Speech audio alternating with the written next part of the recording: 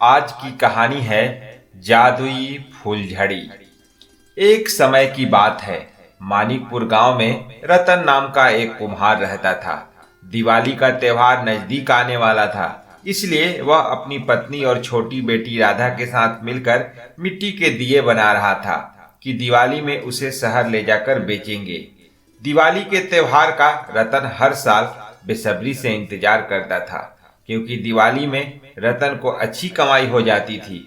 रतन और उसका परिवार पूरे मन से दिए बनाने में लगा हुआ था। दिवाली आने में मात्र 5 दिन शेष रह गए थे। रतन ने सोचा कि जो उसके पास रेडी था उसे शहर से पेंट खरीद के लाएगा और अगले दिन पेंट करके अपनी रेडी को बिल्कुल दुल्हन की तरह सजा देगा।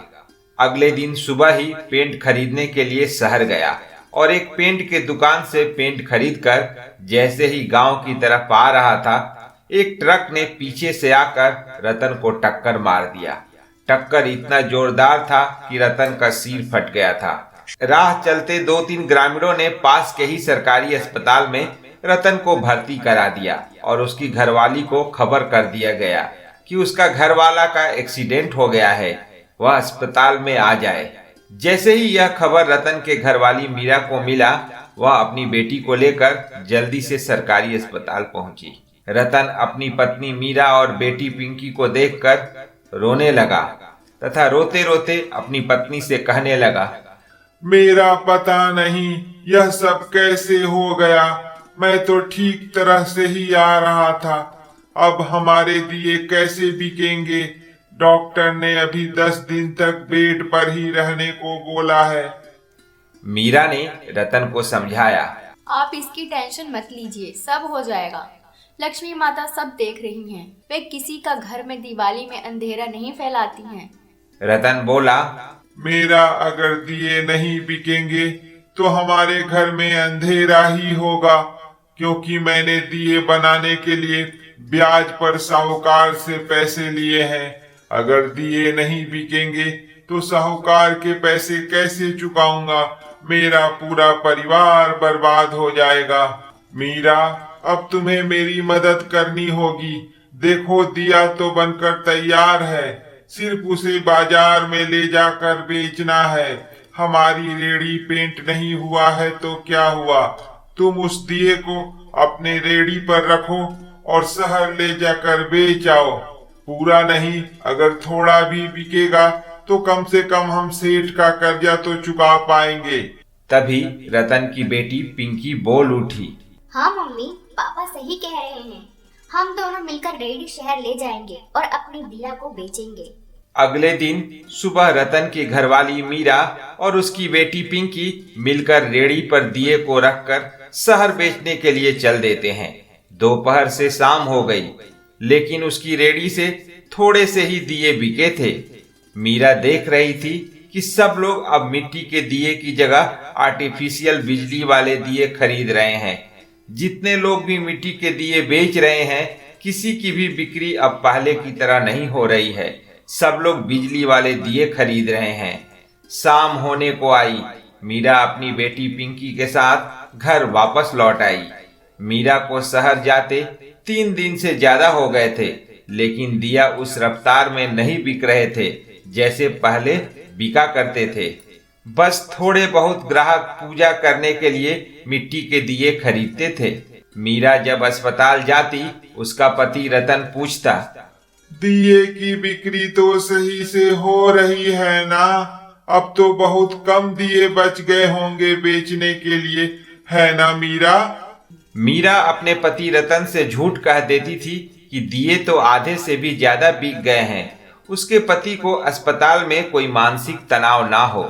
मीरा ने अपनी बेटी पिंकी को भी सिखा दिया था कि वह पापा से कभी नहीं बताएगी कि उसके दिए नहीं बिक रहे हैं। आज दिवाली का आखिरी दिन था और मीरा के पास आधा से भी ज्यादा दिए बिकने के लिए रह गए थे। वो बहुत परेशान थी।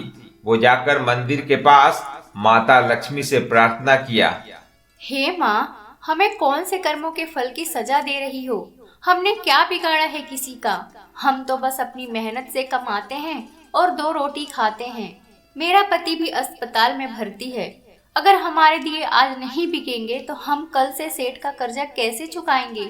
और घर में भी एक अनाज का दाना नहीं है खाने के लिए। माँ लक्ष्मी, अपनी कृपा हम पर भी कर दो जरा सा।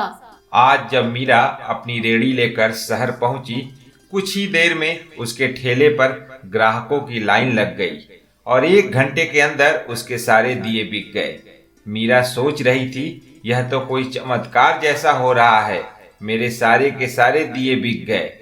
कई दिनों से मीरा की बेटी पिंकी अपनी मम्मी से फुलझड़ी खरीदने के लिए कह रही थी, लेकिन जो भी दिया बिकता था उसे घर का खर्चा ही नहीं पूरा हो पाता था, तो बेटी के फुलझड़ी कैसे खरीदती। लेकिन आज उसके सारे मिट्टी के दिए बिक चुके थे और मीरा भी बहुत खुश थी। वो अपनी बेटी को फुलझड़ी खरीदने के लिए जैसे ही दुकान की तरफ चली, तभी वहां पर एक अमीर औरत आई और वहां पर सभी छोटे छोटे बच्चों को फुलझड़ी बांट रही थी। उसने पिंकी से भी पूछा, क्या नाम है तुम्हारा? पिंकी बोली, मेरा नाम पिंकी है। उस महिला ने कहा, फुलझड़ी जलाना अच्छा लगता है? पिंकी बोली, हाँ, बहुत अच्छा लगता है। और उस औरत ने 1 पैकेट फुलझड़ी का पिंकी को गिफ्ट कर दिया।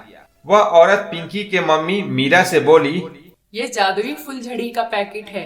इस डब्बे में से कभी भी फुलझड़ी खत्म नहीं होंगे, चाहे जितनी मर्जी चला लो। पिंकी की माँ को तो यह यकीन नहीं हो रहा था कि ऐसा भी होता होगा, लेकिन फुलझड़ी का डब्बा लेकर वह अपनी बेटी के साथ गांव आ गई। उसी दिन मीरा का पति रतन भी हॉस्पिटल से डिस्चार्ज होकर घर आ गया था। शाम का समय था, सबके घरों में दीपक जल रहे थे, पटाखे फूट रहे थे। मीरा ने भी अपना घर गेंदा के फूलों से खूब सजा रखा था। घर मिट्टी के दिए से जगमगा रहे थे। मीरा की बेटी पिंकी ने अपनी माँ से कहा, माँ, मुझे फुलझड़ी दो, मुझे जलाना है। मीरा ने अपनी बेटी को फुलझड़ी में आग लगाकर दे दी। पिंकी फुलझड़ी जला रही थी, तभी रतन की नजर फुलझड़ी के नीचे गिरते हुए पीले पीले टुकड़ों पर पड़ी। रतन उन टुकड़ों के पास गया तो उसने गौर से देखा तो महसूस किया, यह तो सोने के टुकड़े हैं। रतन ने अपनी पत्नी से पूछा, यह फुलझड़ी तुमने कहाँ से खरीदे हैं?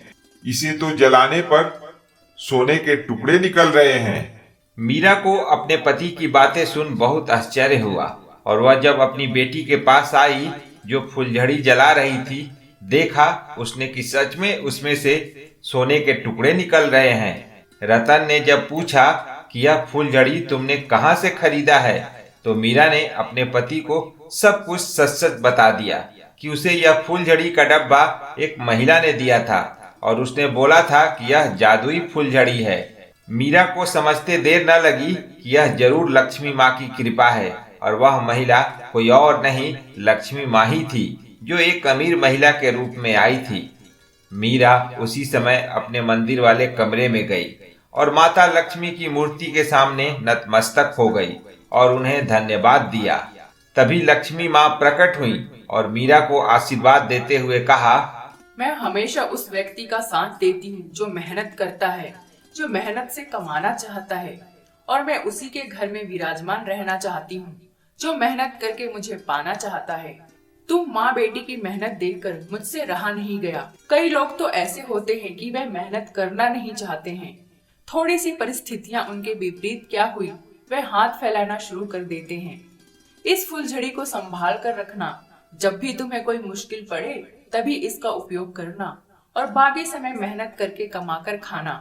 और जो तुमने सोने के टुकड़े इकट्ठे किए हैं उससे एक अच्छा सा घर बनाओ और शहर में जाकर एक अच्छी दुकान करो। इतना कहकर लक्ष्मी माता अंतर्ध्यान हो गई। अगले दिन ही रतन सोने के टुकड़े को शहर ले जाकर बेच दिया और कुछ दिनों बाद ही उसने अपना टूटा हुआ घर को पक्के के घर में तब्दील करा दिया और शहर में एक अच्छा सा दुकान खोल लिया। अब वह अमीर हो चुका था। उसकी बेटी पिंकी भी अच्छे स्कूल में पढ़ने जाने लगी थी।